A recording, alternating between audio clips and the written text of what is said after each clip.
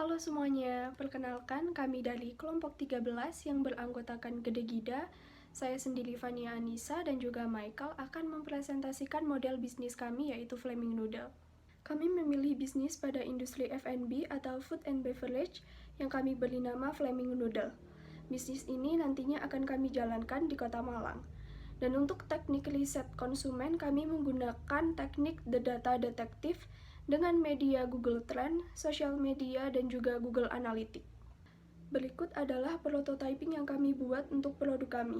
Kami memiliki produk utama yaitu mie pedas dengan berbagai topping seperti telur, daging ayam giling, sayur, bawang goreng, dan daun bawang. Selain itu, kami juga memiliki side dish berupa bakso dan dimsum. Dimsum yang kami buat yaitu siomay, spring roll, angsio ceker, lumpia kukus, dan wonton. Untuk minuman kami memiliki beberapa jenis seperti teh, lemon tea, jeruk, aneka jus buah seperti jus strawberry, jus alpukat, dan jus jambu, matcha, Thai tea, frappuccino, susu, yogurt, dan air mineral. Selanjutnya, ada logo bisnis kami yaitu Flaming Noodle.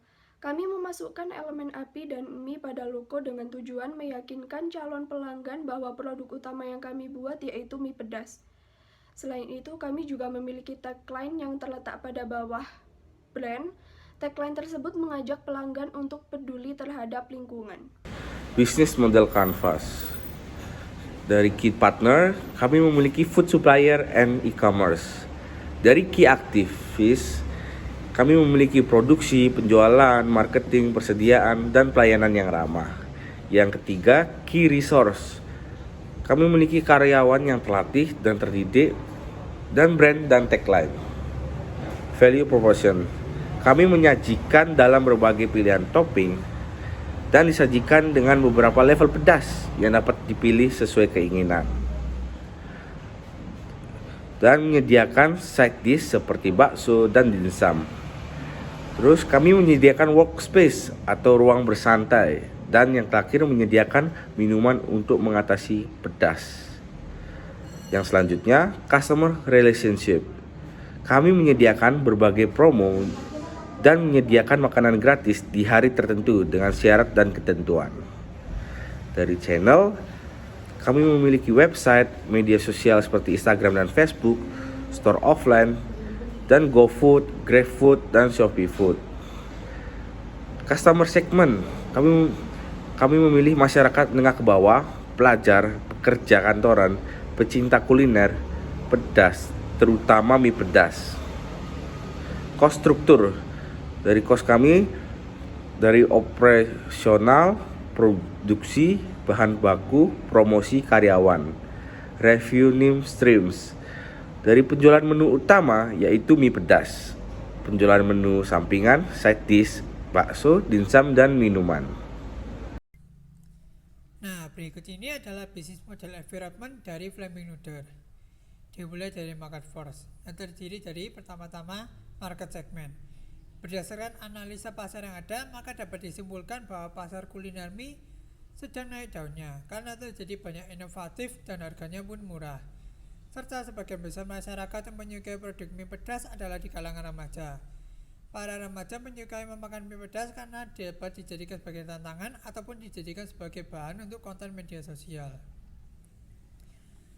Selanjutnya, market issue. Berkembangnya tren dan isu yang ada dalam masyarakat yang mulai kembali menyukai mengkonsumsi mie karena dulu mie disebut sebagai makanan tidak sehat. Tapi sekarang karena mulai muncul banyak varian mie yang healthy dan memiliki rasa yang beragam, sehingga mulai banyak masyarakat yang mengkonsumsi mie kembali. Need and demand. Kebutuhan mie kuliner mie di Indonesia telah terpenuhi dan banyak yang menjual mie di seluruh penjuru Indonesia. Tetapi tidak banyak kuliner mie yang memiliki pelayanan dan produk yang menarik. Oleh karena itu, Flaming Noodle menyediakan berbagai pelayanan yang menarik dan produk yang inovatif agar dapat memenuhi keinginan para pelanggan, terutama para remaja yang sering mengikuti tren. Switching cost.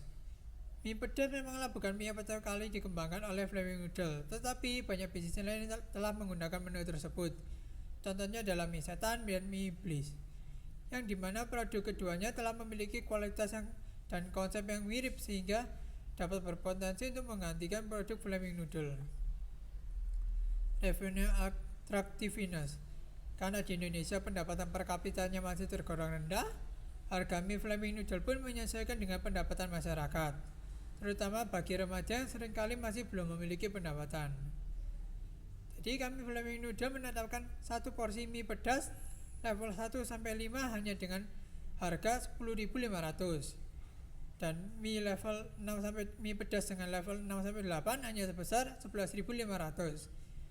Sedangkan harga produk kami yang paling mahal yaitu adalah paket makanan kami adalah 30.000 saja. Yang dimana harga produk Flaming Noodle keseluruhan telah sesuai dengan masyarakat menengah ke bawah. Nah, yang selanjutnya adalah industry force yang terdiri dari yang pertama adalah kompetitor. Dalam kuliner mie, terutama kuliner mie pedas, Flaming Noodle memiliki beberapa pesaing yang kuat. Sepertinya adalah mie setan, mie gadoan, dan mie iblis. Yang dimana ketiganya telah berjalan cukup lama, telah menguasai pasar, mendapatkan kepercayaan konsumen, dan memiliki banyak cabang di berbagai daerah. Ketiganya telah menjadi pesaing Flaming Noodle di pasar kuliner, terutama kuliner mie pedas, yang untuk mendapatkan kepercayaan bagi para pelanggan. Nah, selanjutnya adalah new interest. Semakin berkembang dan bervariasinya produk mie akan menyebabkan meningkatnya peminat kuliner mie, terutama mie pedas di kalangan remaja Indonesia. Jadi karena banyaknya peminat mie, maka banyak akan juga bisnisnya ikut memasuki ke sektor kuliner pedas untuk mendapatkan keuntungan. Nah, dengan banyaknya pesaing baru, maka akan menjadi ancaman bisnis Flaming Noodle, karena jika pesaing baru membawa konsep produk yang serupa tapi memiliki lebih inovatif, maka akan cepat menggeser posisi Flaming Noodle di pasar kuliner mie pedas. Nah, lalu adalah substitute product and service.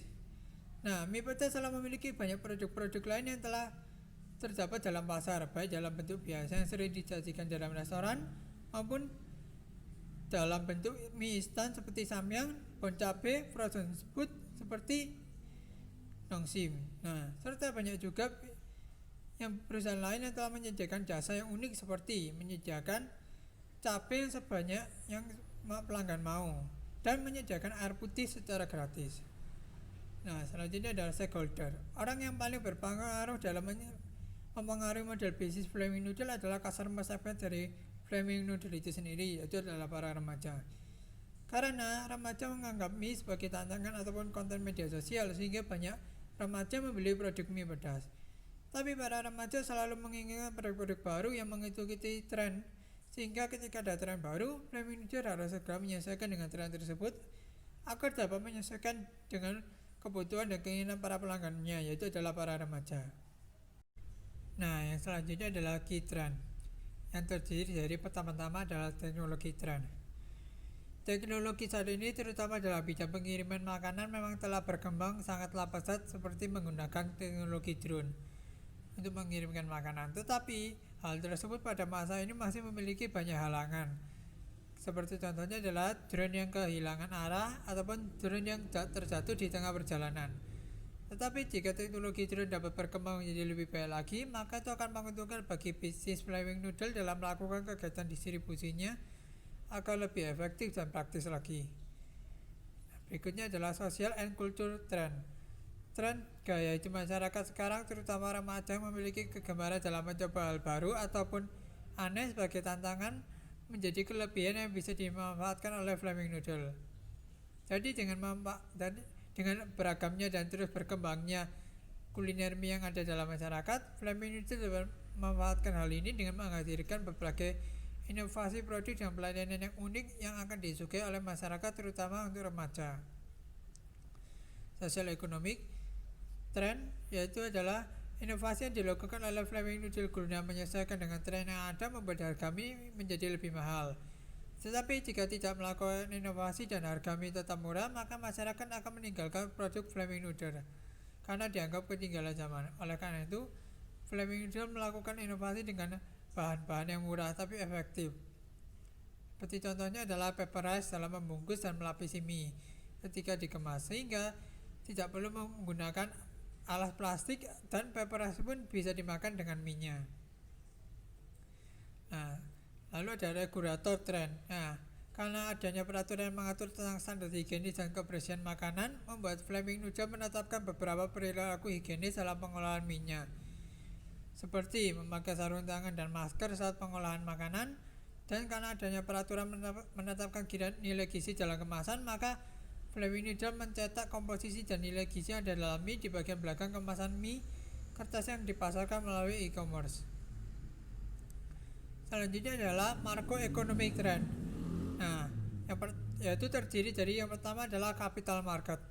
Kondisi pasar yang menjual bahan-bahan, terutama bahan-bahan dalam pembuatan mie, sangatlah melimpah dan berkembang karena banyaknya permintaan mie. Hal ini menyebabkan banyaknya persumpulan bahan baku mie, sehingga bahan baku menjadi lebih murah dan berkualitas. Nah, hal ini dapat membantu untuk meringankan modal perusahaan karena bisa mendapatkan produk bahan baku mie yang lebih baik dengan harga yang lebih murah, sehingga bisnis Flaming Noodle pun dapatkan laba lebih banyak. Nah, selanjutnya adalah global market condition. Karena banyaknya jumlah penduduk di Indonesia menyebabkan terjadinya banyak pengangguran dan tidak meratanya fasilitas pendidikan. Hal ini menyebabkan Flaming Noodle kesulitan mendapatkan tenaga kerja yang terlatih dan terdidik. Oleh karena itu, Flaming Noodle memberikan pelatihan dan arahan kepada karyawannya sendiri, agar karyawan Flaming Noodle mendapatkan skill dan pengetahuan yang dibutuhkan dalam menjalankan dan mengembangkan bisnis Flaming Noodle. Dan yang terakhir adalah economic infrastruktur. Infrastruktur pasar yang digunakan oleh Flaming Noodle adalah melalui bekerjasama dengan berbagai e-commerce yang telah memiliki nama dan kepercayaan dalam masyarakat, seperti contohnya adalah Gojek dan Grab. Hal ini dapat memudahkan Flaming Noodle dalam mengoperasikan kegiatan distribusinya kepada para pelanggan. Selanjutnya ada pattern. Pola model bisnis atau pattern yang kami gunakan untuk bisnis kuliner kami yaitu Flaming Noodle adalah open business model.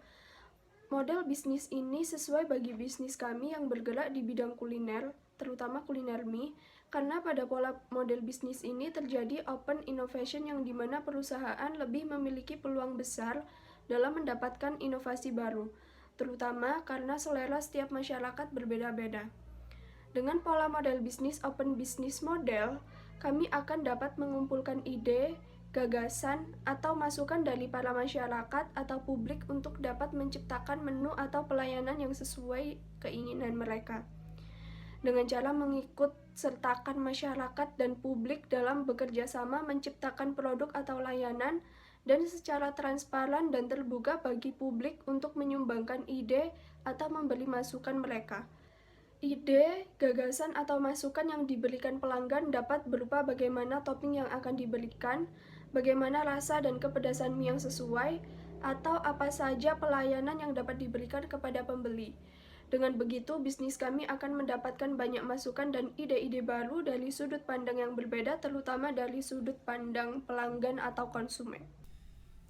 Dari analisis yang telah dilakukan, maka mendapatkan hasil analisis internal yaitu adalah kekuatan dan kelemahan dari analisis SWOT Business Model Canvas, serta mendapatkan hasil analisis eksternal yaitu adalah peluang dan tantangan dari analisis SWOT Business Model Environment, yaitu adalah sebagai berikut. Yang pertama adalah analisis internal melalui SWOT Business Model Canvas untuk mendapatkan kekuatan dan kelemahan. Strength atau kekuatan yang terdiri dari yang pertama adalah value proposition.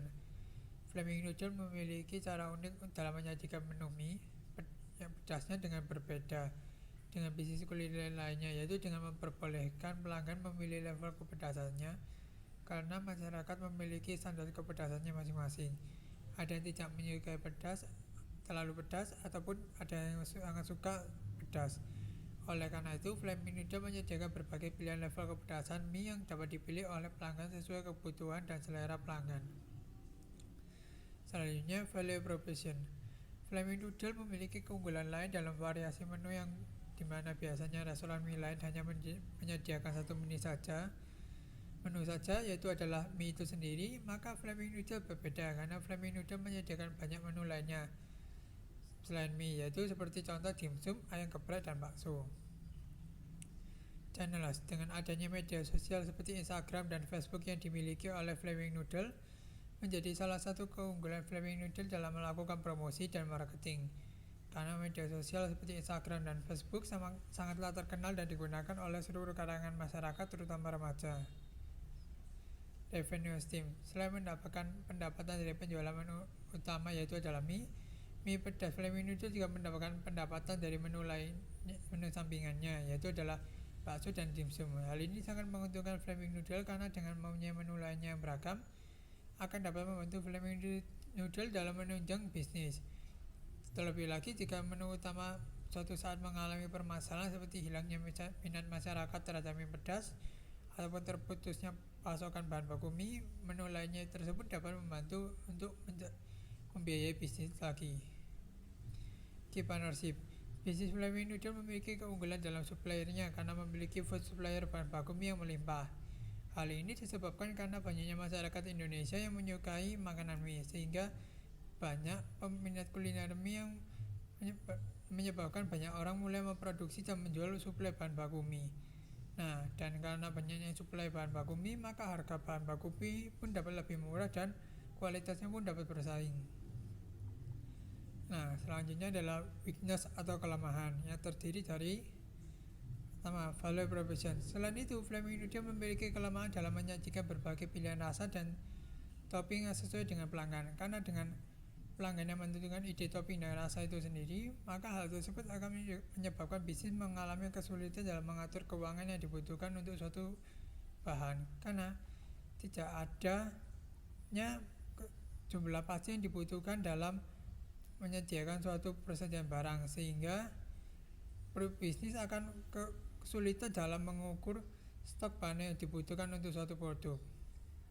Key resource.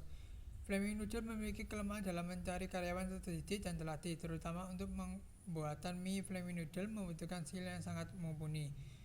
Sedangkan tenaga kerja yang terdidik dan terlatih sangatlah sedikit dan banyak orang yang tidak memenuhi kriteria Flaming Noodle. Cost struktur. Flaming Noodle juga memiliki kelemahan dalam pengeluaran bahan baku yang mahal, karena meskipun memiliki kerjasama dengan para supplier bahan baku mie, tapi untuk mendapatkan bahan baku mie yang berkualitas baik akan ada harga yang lebih besar untuk dikeluarkan. Jika menggunakan bahan baku yang berkualitas rendah, maka Flaming Noodle akan kalah bersaing dengan produk lainnya karena banyak produk lainnya memiliki kualitas bahan mie yang lebih bagus. Yang selanjutnya adalah analisis eksternal melalui SWOT, Business Model Environment, untuk mendapatkan peluang dan ancaman. Yang pertama adalah opportunity atau peluang, yang terdiri dari yang pertama adalah market force, tepatnya dalam market issue, yaitu adalah berkembangnya tren yang ada dalam masyarakat yang mulai menyukai mengkonsumsi mie. Karena dulu mie disebut sebagai makanan tidak sehat, tapi sekarang karena mulai banyak muncul varian mie yang healthy dan memiliki rasa yang beragam, banyak orang-orang terutama remaja tertarik untuk mencoba berbagai rasa mie untuk sebagai tantangan ataupun sebagai kebutuhan media sosial. Sehingga dengan tren ini, Flaming Noodle pun dapat mengembangkan produk mereka agar lebih inovatif lagi dan lebih besar lagi. Selanjutnya adalah trend, tepatnya dalam teknologi trend. Nah, teknologi saat ini terutama dalam bidang pengiriman makanan memang telah berkembang sangat pesat seperti menggunakan drone. Tapi hal tersebut masih pada masa ini masih memiliki banyak halangan, saat seperti di mana drone sering salah alamat dan sering jatuh di tengah perjalanan. Tapi hal ini dapat menjadi peluang kedepannya lagi karena teknologi seperti ini akan dapat memudahkan Flaming Noodle dalam melakukan pemasaran yang lebih cepat dan lebih baik lagi, dan dapat melakukan pemasaran yang lebih murah lagi karena dengan menggunakan drone maka tidak akan memerlukan banyak biaya untuk pengiriman, terutama untuk ongkos supir dan kendaraan. Selanjutnya adalah threat atau ancaman, yang terdiri dari pertama adalah market force, tepatnya dalam switching cost. Memang konsep mie pedas bukanlah pertama kali dikembangkan oleh Flaming Noodle. Banyak bisnis kuliner lain yang juga mempunyai produk mie pedas. Oleh karena itu, Flaming Noodle membuat bisnisnya berbeda dan stand out dari calon kompetitor lainnya agar produk tidak tergantikan dengan produk bisnis lainnya, yaitu dengan memberikan berbagai pelayanan dan bonus-bonus yang unik, seperti memberikan makanan gratis di hari tertentu seperti di hari besar dan memberikan susu dan yogurt secara gratis untuk pembelian mie. Selanjutnya adalah industry force, tepatnya dalam new entries. Karena semakin berkembang dan banyaknya peminat kuliner mie di Indonesia, maka hal tersebut akan dapat memunculkan pesaing-pesaing baru yang memiliki kualitas produk yang lebih baik maupun inovatif yang lagi. Karena itu, Flaming Noodle melakukan berbagai inovatif untuk merencanakan persaingan, mencegah persaingan, dan melakukan berbagai jenis promosi dan marketing agar produk Flaming Noodle dikenal secara luas dalam masyarakat, sehingga dapat menguasai pasar yang dapat memperkuat posisi Flaming Noodle di pasar kuliner mie, sehingga Flaming Noodle tidak mudah untuk tergantikan. Blue Ocean Strategi. Dari customer segment, kami meraise pekerjaan kantoran berumuran 22-35 tahun, meng-create usia 12-18 tahun. Value proposition kami mengeliminate disajikan dalam berbagai pilihan rasa dan topping, dan meng-raise menyediakan workspace atau ruang bersantai yang nyaman. Dan kami meng-create tidak hanya menyediakan menu pendamping seperti dimsum dan bakso, tetapi menyediakan pilihan menu lain seperti ayam pok-pok, kulit crispy, dan jamur crispy. Next, dari channel, kami mengeliminate promosi melalui website dan meningkatkan promosi yang ada pada media sosial dan memperbaiki toko fisik sehingga dapat membuat lebih nyaman pelanggan. Kami memiliki berkode untuk list menu yang diletakkan pada lahan parkir atau pintu masuk, sehingga pada saat pemesan pelanggan sudah memiliki ide hal tersebut dalam meminimalisir terjadinya antrian panjang. Dari customer relationship kami meningkatkan strategi promo tersebut seperti paket bundling. Dari review stream, kami meng-raise penjualan semua menu yang ada pada Flaming Noodles dan membuat menu sampingan yang baru, yaitu ayam pok-pok, kulit crispy, dan jamur crispy. Dari key resource kami meng-raise brand dapat dibuat hak paten agar tidak dapat mudah ditiru oleh pihak lain, dan menerapkan SOP pada setiap pembagian pekerjaan. Dari key aktif kami meng-raise penjualan pada menu pendamping dan meng-create promosi melalui endorse selebgram yang ternama, mengendorse selebgram yang ternama yang ada di Malang. Key partnership, kami meng-raise menambah supplier agar dapat memperkirakan atau membandingkan harga dan mencari supplier yang terdekat agar meminimalkan biaya yang dikeluarkan. Cost struktur, kami meng-raise bahan baku dan produksi dan meng-create promosi dengan endorse selebgram ternama. Berikutnya adalah value proposition canvas. Customer jobs yang ada pada customer profile terbagi menjadi 3 jenis. Yang pertama, pekerjaan fungsional berupa makan makanan pedas, pekerjaan pribadi atau emosional berupa ingin mencari ketenangan, dan pekerjaan pendukung berupa memposting ulasan atau review di media sosial. Selanjutnya, pains yang berdasar pada customer jobs, yaitu mengalami sakit perut setelah makan makanan pedas, tidak ada minuman yang dapat meredakan pedas, kepedasan dan topping seringkali tidak sesuai selera, tempat yang ramai sehingga tidak dapat dibuat untuk istirahat atau bersantai, dan mendapat komentar yang negatif karena ulasan atau review tidak sesuai. Kemudian pada gains juga terbagi menjadi 3 jenis. Yang pertama, yaitu keuntungan yang dibutuhkan berupa mendapatkan minuman peredam pedas, keuntungan yang diharapkan berupa makanan mudah untuk didapatkan, dan level kepedasan dapat diatur sesuai dengan selera.